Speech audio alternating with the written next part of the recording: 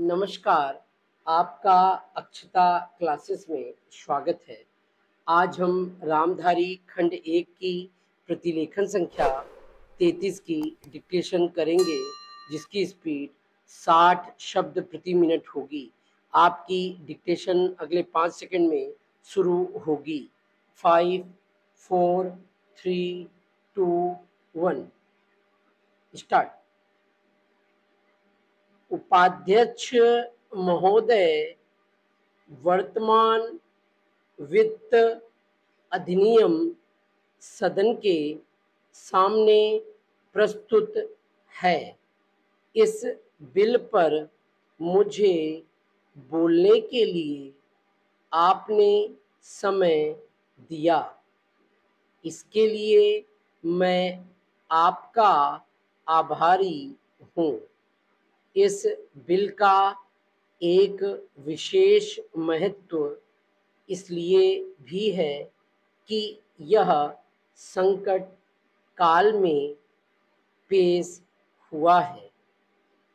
चीन ने हमारे देश पर हमला किया, देश पर संकट आया, राष्ट्र को चुनौती मिली और इस चुनौती को हम सबने स्वीकार किया, जिसके लिए पैसे की आवश्यकता हुई।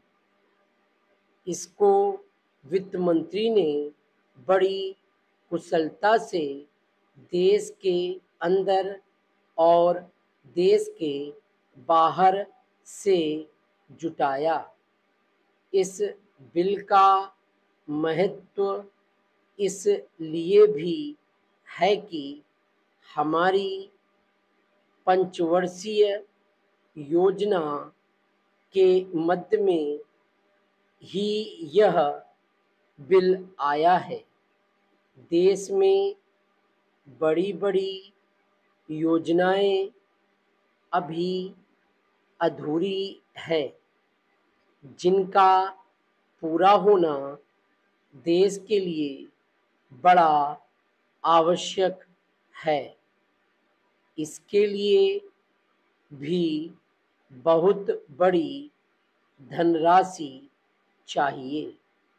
देश पर संकट आया और देश जागा।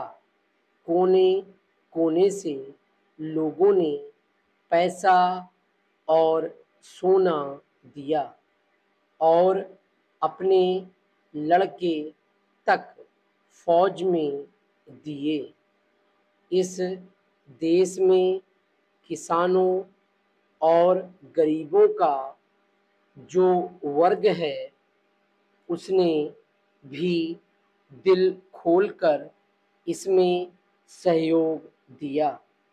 उसके बाद जो उन पर अधिक बोझ कर के रूप में पड़ रहा है या अनिवार्य बचत योजना के रूप में पड़ रहा है, उसको भी वे खुशी खुशी सहन करने को तैयार हैं, परंतु वे सरकार से भी कुछ चाहते हैं।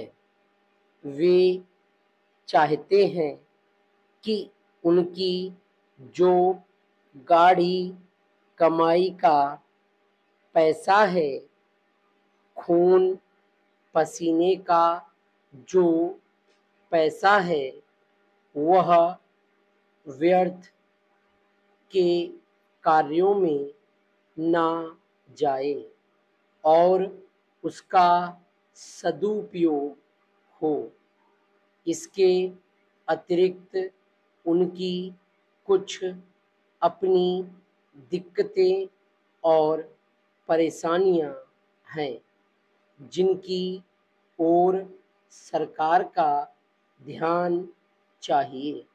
इस आपातकाल के समय में तो उनको इन आए दिन की कठिनाइयों से राहत मिलनी चाहिए।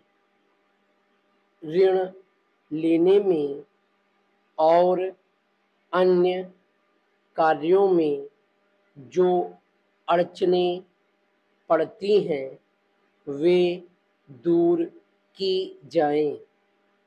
किसान भारत की रीढ़ है। अगर इनको सुविधाएं दी जाएंगी तो देश आगे बढ़ेगा। आज जहां देश के साधारण लोगों ने इस सरकार का हाथ बटाया, वहां एक वर्ग ने, जो कि धनी वर्ग कहलाता है, अपने साधनों के अनुसार सरकार के सुरक्षा कार्यों में सहायता नहीं की। मैं यह नहीं कहता कि उन्होंने बिल्कुल सहायता नहीं की, लेकिन अपनी स्थिति के अनुसार सहायता नहीं की। जहाँ तक योजनाओं का संबंध है, इस देश को समृद्धशाली बनाने के लिए योजनाओं पर काफ़ी काम हो रहा है। डिक्टेशन कंप्लीट हो गई है।